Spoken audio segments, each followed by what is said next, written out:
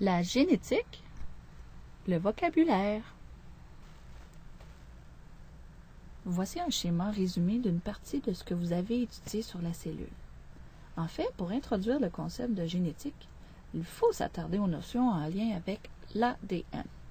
Une portion d'ADN constitue un gène et celui-ci permettra de réaliser plusieurs fonctions dans notre corps. Par exemple, le gène codant pour les yeux bruns fabriquera une protéine qu'on appelle la mélanine, c'est un pigment brun, qui se logera au niveau de l'iris et formera la couleur brun à l'œil. Lors de la fécondation, il y a 23 chromosomes du gamète du père qui s'unissent à 23 chromosomes du gamète de la mère pour donner un total de 23 paires de chromosomes dans une cellule. Celle-ci se divisera par mitose pour former éventuellement un être complet.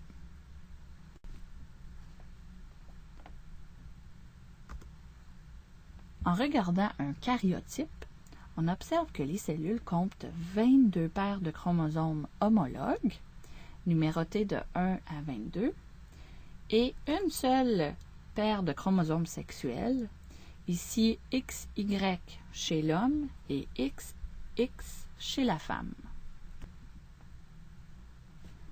Maintenant que vous connaissez bien la matière en lien avec le noyau d'une cellule et de son ADN, nous étudierons la génétique. La génétique, c'est l'étude des mécanismes de l'hérédité. Et l'hérédité, c'est la transmission des caractères d'une génération à l'autre. Autour de vous, vos camarades de classe se distinguent les uns des autres par des caractéristiques, comme la couleur des cheveux, des yeux, la couleur de la peau, la forme du nez. Chaque trait qui permet de distinguer deux individus est un caractère. Avez-vous remarqué que certains traits se retrouvent chez plusieurs membres d'une même famille? Voyons de plus près deux chromosomes homologues, un venant de la mère et l'autre venant du père.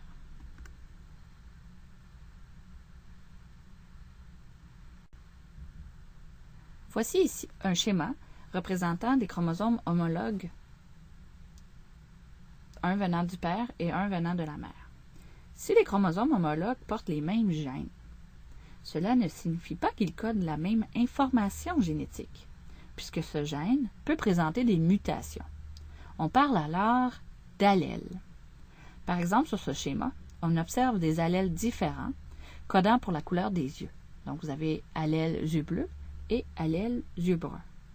La même chose se produit pour d'autres caractères. Regardons maintenant le vocabulaire.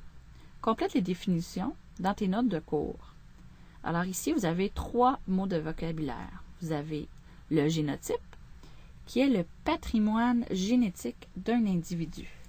Donc, ce patrimoine décrit l'ensemble des allèles d'un individu pour un gène donné. Ensuite vient le mot allèle. Allèle est une portion d'ADN déterminant un même trait génétique, sous une ou plusieurs formes.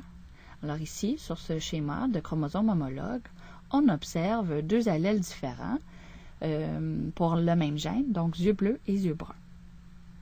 Ensuite, le mot phénotype, c'est la façon dont le génotype se manifeste, c'est-à-dire l'ensemble des caractères observables d'un individu.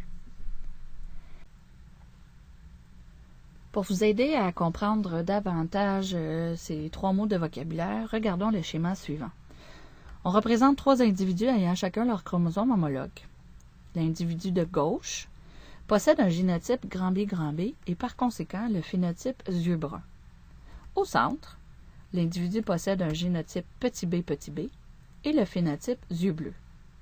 À droite, l'individu possède le génotype grand B et le phénotype yeux bruns.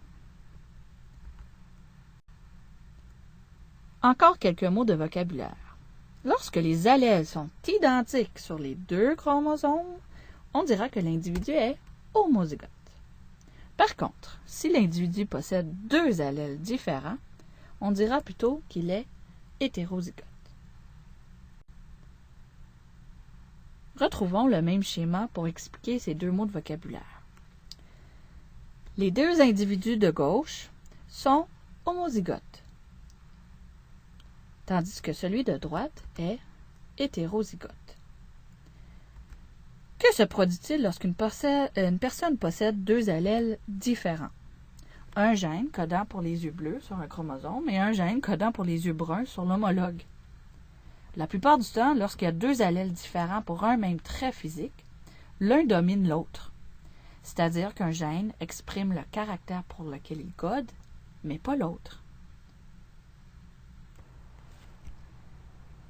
Alors, on comprend mieux maintenant qu'un allèle est dit dominant par rapport à l'autre qui est dit récessif.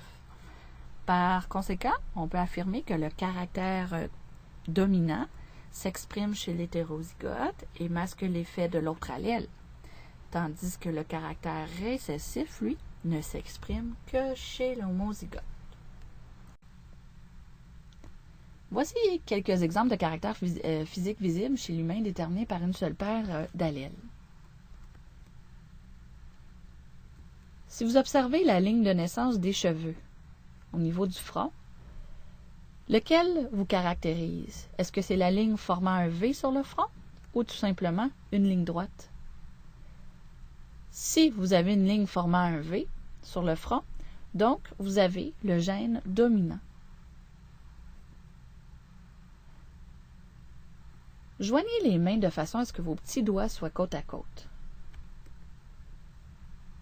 Est-ce qu'ils se joignent parfaitement ou est-ce qu'ils se dirigent dans une direction opposée l'un l'autre? Les petits doigts courbés sont attribuables à un gène dominant.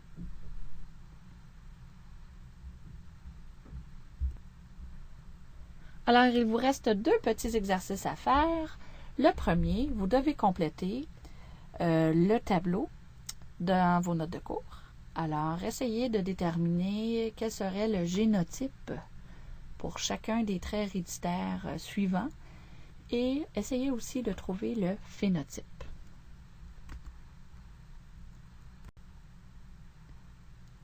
Et tout dernier exercice, vous devez tout simplement essayer de compléter l'arbre généalogique suivant en indiquant quels seraient les gamètes possibles suite au phénotype inscrit pour chacun des individus.